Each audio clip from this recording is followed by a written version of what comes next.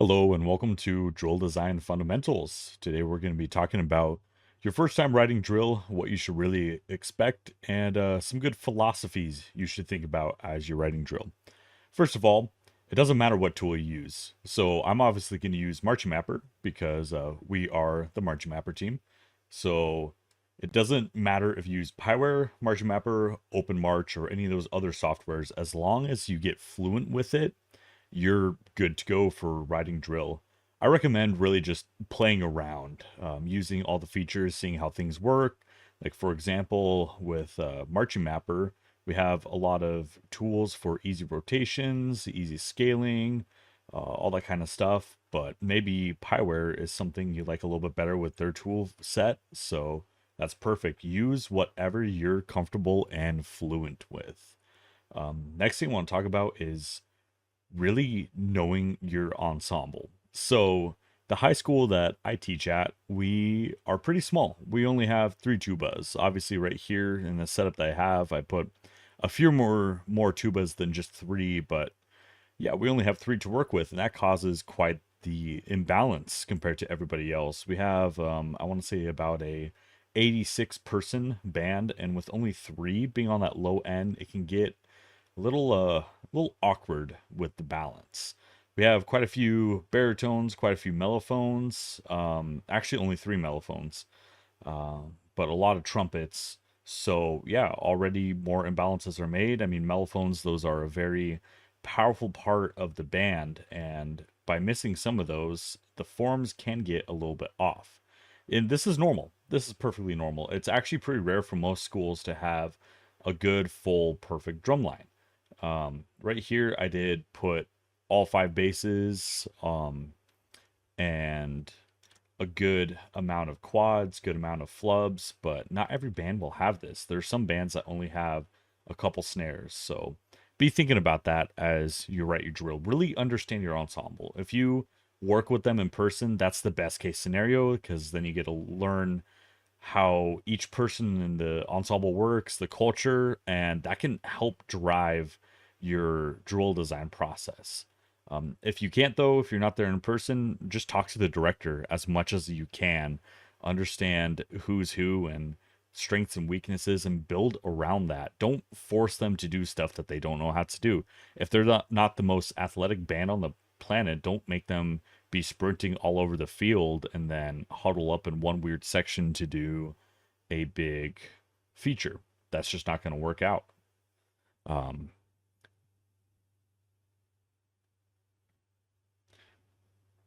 I want to talk about traveling sound. So, from sideline to sideline, from top to bottom, it takes about a seventh of a second for the sound to travel. And that might not seem like that much. Like a seventh of a second, that's barely anything. But at a BPM of 160, that's almost a triplet. So it takes time for sound to travel. If I had a setup like this over here, so I have my front ensemble, I have my drum line, I have my woodwinds, my brass. This could be not the worst thing on the planet, but definitely not ideal because we have the drum line over here and we have the pit listening back to them. But these woodwinds over here are slightly closer, so they may pick up on that sound and base the tempo off of there. Now, if they're more equidistant, if these guys were over here, this might be a little better of a listening environment. The only issue is that woodwinds and brass, they really like to listen to the drum line a lot of the times. They're usually really good at not listening to the front ensemble, but in a situation like this, they might be listening forward. And if they're doing that, their sound will be off. It'll be that triplet behind. So, a lot of times if we have big features, I like to put the drum line in the middle or behind.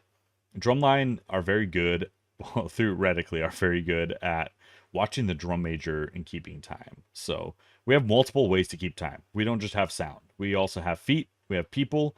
So let's say we're all facing backfield and we have the drum line over here moving, but they're kind of far away. That's actually still pretty good because not only can they listen back, but also they'll have the feet to see to stay in time. So use that to your advantage. A good, smart marching band will go ahead and look at visual cues to stay in time. And hopefully your band is big enough to have at least two drum majors. I know not all are, so think about that when you have rotations. If you want to have them facing backfield and there's no drum major, you want to have a good pulse. You want to have some sort of drumline pulse, some eighth notes, quarter notes, stuff like that, so they know where the beat is. And don't have them turn around and play a feature right away after that. Give them plenty of time to lock into a drum major. And I'd say 4 beats. 4 beats is always your best friend. If it's a slower tempo, do 2, but 4 beats is your best friend for a lot of visual things, including horns ups, putting the instrument on their face. 4 beats before playing is usually ideal. And when you're designing a show, don't think about the judges in mind too much. Really think about what's going to wow the audience. Think about those Friday night people, the band booster club, who's going to be there and see, wow, our band is really good. Let's get some more funding. If you just solely write for the judges, you could get stuck in a state where nobody will really care to watch your show on Friday nights at the football games. And that's really when you want your ensemble to shine. Yeah, of course, it's fun to be winning when you're out there doing all the fun stuff, the performances and the competitions. But don't forget about the school. Don't forget about the high school audience, and just making them fall in love with you guys. That's really where you can grow your program more. And again, like I said, a side effect of writing really well for Friday nights is that you will write very well for the judges, because judges like the same stuff that we all like. They like good, clean forms, they like cool moments.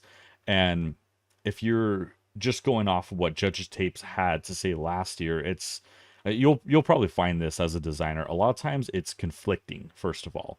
You'll get some conflicting information. Some people will say they like one thing, some people say they don't like how you did it, change it. So just write good stuff that an audience would enjoy. Stuff that's clear, stuff that makes sense. Going along with that, I want to talk about clarity of form. So right here, I'll be honest, this is not the most clear form on the planet. If we look inside the 3D view over here, it almost looks like a block, almost looks like an arc, because of how the eye likes to warp everything. When they look over here, some people might think that this is a block that's just off ever so slightly. So obviously computers are perfect, they can do it, but this is actually a pretty hard form for most ensembles to do, especially if they're beginning ensembles. So if you want to make forms that are in rows like this, where it's almost a block, but it's curved, I highly recommend making it very obvious that these are curved lines. So if I were to scrunch this up right here, have it like that, it's a little bit more readable from this point. And then from this point of view as well, they can kind of see the curved lines, but more so they're going to start seeing vertical lines. And vertical lines are much easier to clean than these curves. So the curves will come with it, and the audience might not even notice the curve. They may subconsciously see it. A judge will definitely notice it, but they'll see the lines, and if the lines are clean, then that's really good. So always thinking about what form is going to look good, look obvious, and be readable. So if you want to do some sort of complex big shape, but you don't have enough marchers, it's not a good idea to do that. So let's say I want to have a star version of this polygon right here. So again, from the computer, that looks pretty good. And then from right here, it looks pretty good as well. However, this is a very hard form to clean up, especially because we don't have points on the stars. We don't have a huge amount of people. So if I were to take this again, and I'm going to make this even worse. Check this out. I'm going to go ahead and layer this. So I'm going to do star, add some more points, and then I'm going to layer it. So let's go to 2 layers. And yeah, make sure that there's always a performer on the points. Now when we do it, that's unintelligible. Nobody can tell what in the world that is. So I mean, you can kind of see it, but this is not worth it. This is a shape that is not worth trying to do.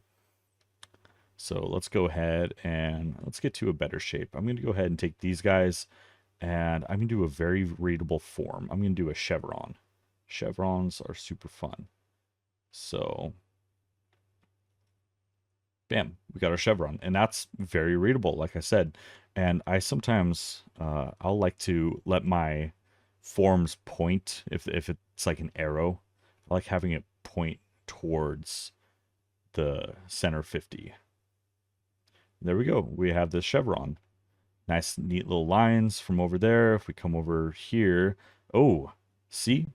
Now we see another issue where it can be difficult to use because these are not neat little lines at this point.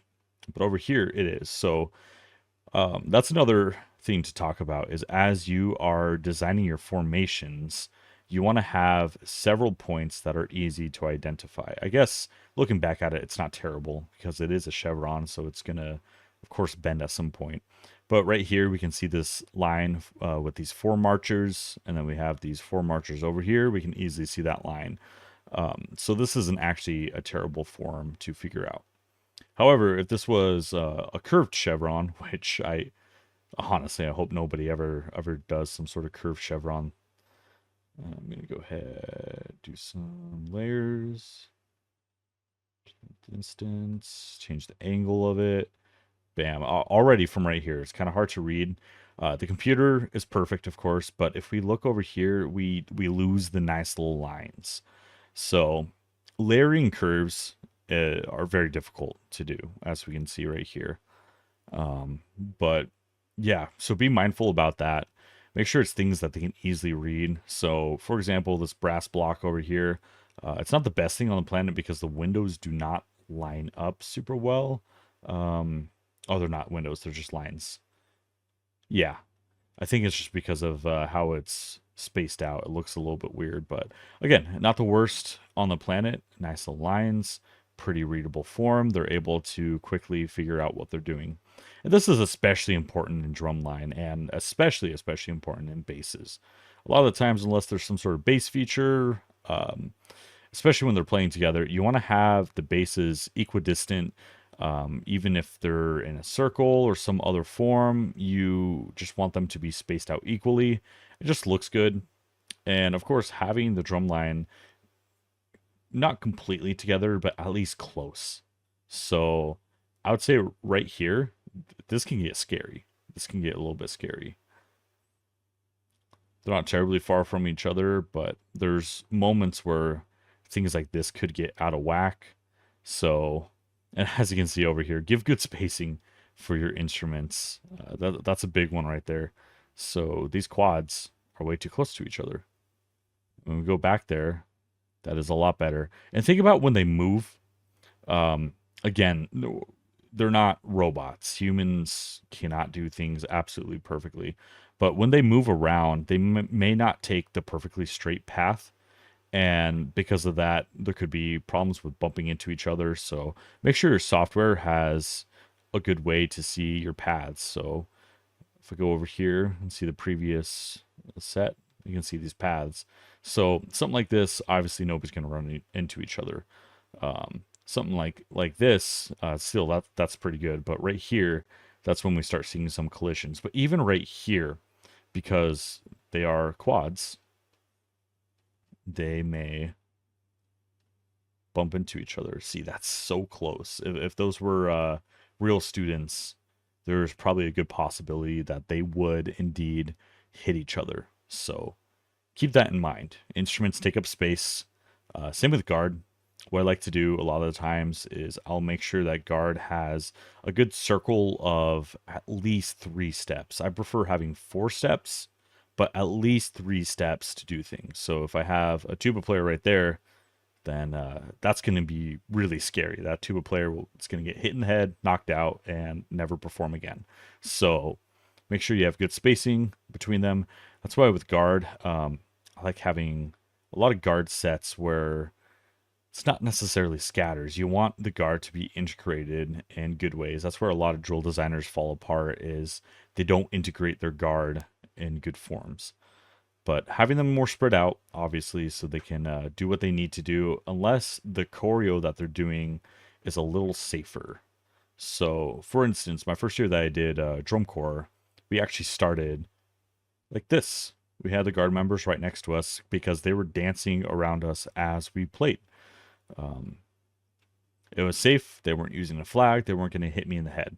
So talk with your guard designer about what's going to work, where you want them to have more flag work, where you want them to have more choreo that's safe and around the performers. Now, when they're traveling between places, depending on if they're doing choreo or not, they can be safe. For example, if we have a line right here, and this guard member is going to go through right here, that's not the worst thing on the planet. However, if they are doing flag work, that is the worst thing on the planet. So keep in mind with that. Another thing is your woodwinds are going to lose. They're going to lose so hard. Brass is very, very overpowering. That's just the nature of woodwinds, the nature of brass. Um, so if you're designing a show and you have your woodwinds, let me make a little block for them. So if you have your woodwinds and your brass are in front of it, first of all, nobody's going to hear the flutes. And a lot of the times, nobody will hear the flutes. I'll be honest with that. It's really hard to write good drill where the flutes can be heard. But of course, this is marching band. Marching and band combined together. And the music is what came first, of course, in the world of music, of musical arts. The music came first. So if you can't hear the parts, then what's the point of having a marching band in the first place? So this right here would be horrendous staging for winds. Let me go ahead and get these color guard members out of the way. This would be horrible staging. If anything, if you have moments where everybody's playing together and it is loud, if it was quieter, this wouldn't be the worst thing on the planet. You could just tell the flutes to play louder. However, this was an impact, then this would be a bad idea. But what can work is this. And even then, maybe I would move the flutes and clarinets up more because saxophones are louder. But right here, this is better. And maybe I even would put the tubas further back. But from a stance like this, obviously the audience is closer to the woodwinds, so they'd be able to hear them a little bit better. And just physics of sound. What's going to happen is the flutes will play their music and it will be carried by the sound of the brass. It will be combined together. Whereas if it was further back, the sounds would go out over there and the brass would just completely drown it out. Don't really know how that works, but physics is cool. Another thing you can do is just intertwine them. This is pretty good. So if I had my woodwinds, let me make some windows. I have them inside here like this. Again, let's move the guard out of the way. Not the worst thing on the planet. This is a terrible form, but I'm talking about sound, not form right now. So when you integrate them, it will work better. And again, I would probably swap where the saxophones and the flutes are. But yeah, in moments, big impactful moments, have woodwinds at least closer to the front sideline or have them integrated in something like this. If you put them way to the back and tell them to play loud, it's just not going to work. It'll not work at all. And of course, brass is always louder. There's going to be moments where you will not hear the flutes and clarinets. Try to avoid that as much as possible. Put them forward. But yeah, brass are very, very loud. So as I said earlier, clarity beats complexity. So if we go back here, I want to start making some very clear forms. Let me show you some examples of clear forms. Very simply put, a block. The block is your best friend. So if I put a little block right here, that's a very easy, clear form. And this form is pretty clear as well. But I can make it even clearer if I try to make it so they're all on a good dot. I could have it like that. Thinking about how I want to do it. Yeah. So right here, this is very easy because they're all on yard lines. Very clear, very easy to read, very easy to learn. So as much as you can, try to put them on points that make sense. So if I were to take this and ever so slightly shift it off. I mean, this isn't the worst thing on the planet. If you were to teach them that this is a normal block on the grid but slightly off, then that would be good. But of course, as time goes on, they may need to come back and correct this because they're half a step off every single time when you could have easily just put them on the grid and it would make just as much sense. So very clear forms are always going to win. Another thing to think about is the spacing for listening to each other. This is a pretty good space that they can still listen to each other. If they were super spread out, so if we had them all the way over here, first of all, we're getting timing issues now, but also listening to each other, spacing, they're way too spaced out. The sound is going to be thinner, going to be different. So you want the form to do what the music is doing. So if I have a very strong impact, then this is perfect. Blocks are amazing for strong impacts. And now if I'm like in the middle of a ballad and I'm doing something all fancy and flowy, probably having some simple curve. Not the best curve on the planet, but it'll do. So if you have something like this, it's more curvy, more flowy, and maybe even adding a follow the leader with that as they're playing, that would make sense. And it doesn't just have to be a ballad moment. This can also be in the middle of a more intense movements, but maybe when it's a softer moment in that. I'm harkening back to Boise Gems 2025 because I helped write the music and taught there last year. And as we were learning the drill, there's a softer section inside of our intense movement 3, and this exact thing happened. It was a nice curvy follow the leader. And when the sound started to become more aggressive, it turned into a block. That is good drill design and rhetoric. So use that to your advantage. And I don't know if you were noticing, but as I made this follow the leader, I checked the step size. So I'm going to go ahead and do that again. So this way I can show you that good step size is a good thing. So right now it takes 8 counts to get this to this page. And I want to keep good step size spacing. So over here, we can see this grid.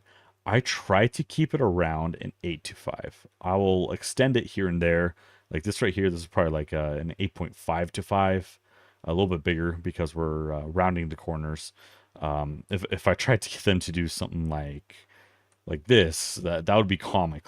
That, very difficult, very funny, not possible. I mean, we can watch the computer do it all day, but expecting people to play and march while doing that, it doesn't look that bad.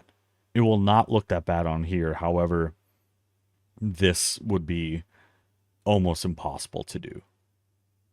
So what we could do to change that is just change the counts. Make it 16 counts. Because if we go back here, okay, we can see tuba 1 starts there and tuba 1 ends over there. So that's about 16 steps away. Even this would be a little difficult, a little brisk. I'd probably do 20 to be on the safer side. So when we do this, see, now it makes more sense. Yeah, that's a lot more achievable, a lot easier to do. So don't forget that this is a computer, and I've iterated that several times, but this gets lost in a lot of people's design, that the computer can do everything, but your students cannot. I hound on the same exact thing for music composition. There's a lot of times people will write things that are just absolutely impossible when they should really consider how a human needs to be able to do human things. So going along with that, box rotations and things like that, that's big to consider. Because if I do a box rotation, so I have this box rotation happening, you see the people on the inside, they barely are moving. Whereas the people on the outside, they're moving a lot more. So obviously there's a ton of counts on this one right now. But if I change this to 8 counts, these guys could easily do it. These inner people. But watch the outer people. Oh, they are sprinting for their life. Doing that in 8 counts, what is that? Yeah, that's a good old 4 to 5. Let's watch that here. See, it's like the program is making them slide across because a normal human would not be able to do that. So keep that in mind. If I change this again to 16, that would be more possible. There we go. And of course, it's a lot easier for these people. So for a lot of expansions and other movements like that, whoever's going to be like the point of expansion will have it the easiest. So if I were to expand these guys out, the people on the outside are going to be running a lot, whereas the people on the inside barely move. See, they barely move, and these people, they're moving way more. That's just how expansions and rotations are. People on the inside will move less, people on the outside will move more. So always think about that. If I have a massive form, so I'm going to go ahead and take this form, copy and paste it. If I have this massive form and I want them to rotate, this would be terrible. So they rotate, and then I'm going to have it do this, do that. Oh, goodness. That's a really cool effect, by the way, all these things happening at once. But as you can see, these the people up here, they're sprinting. They are running for their life. Even some people in the middle, um, like that, that's kind of terrible. It's a really cool idea. Doing these kinds of things are awesome, but we got to keep in mind what's going to be physically possible, what's going to be in enough counts. Now, of course, depending on your program, you'll be able to see the step sizes. So if I go previous set right here, now this is a lot more manageable because you could, oh, except for these people, look at that. That's a 4 to 5, definitely. So again, I'm going to up the counts, make it a little bit easier for them. Still, that's atrocious. Let's do 24 counts. Again, still really difficult. We could compress this a little bit more, make it easier. And yeah, now as you can see, that's a lot more manageable. Again, around a 8 to 5, between 6 and 8. That's a good area to shoot for. So now this is possible. This is very possible. It would look really cool, especially with all the different motion happening. Maybe if the Fall Leader was moving backwards, actually, it would look pretty cool having some counter motion. But yeah, that's getting to my next point is transitions are cooler than forms. Forms are awesome, but it's really seeing things like this come together, that visual treat, that really is what makes or break a good marching band, is the transitions. And as you can see, this is a great transition because as we're going over here, we have this shape right here, and then it does this diamond thing. See, windows are being created, lines are being created. There's several points of rotation happening. This is why box rotations are so popular and so cool. So yeah, and having something contrasting that is also great. So we have the brass over here doing the follow the leader.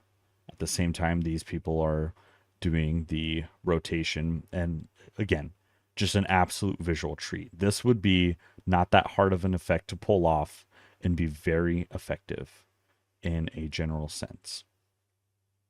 Awesome. So that's a little long of a video, but I really want to touch a lot on the fundamentals because the fundamentals really are going to be what's going to make or break your progress, your skill as a designer. So mess around with your program. I don't care what program you use. If you use Marching Mapper, go ahead and use that. It's only $7 a month.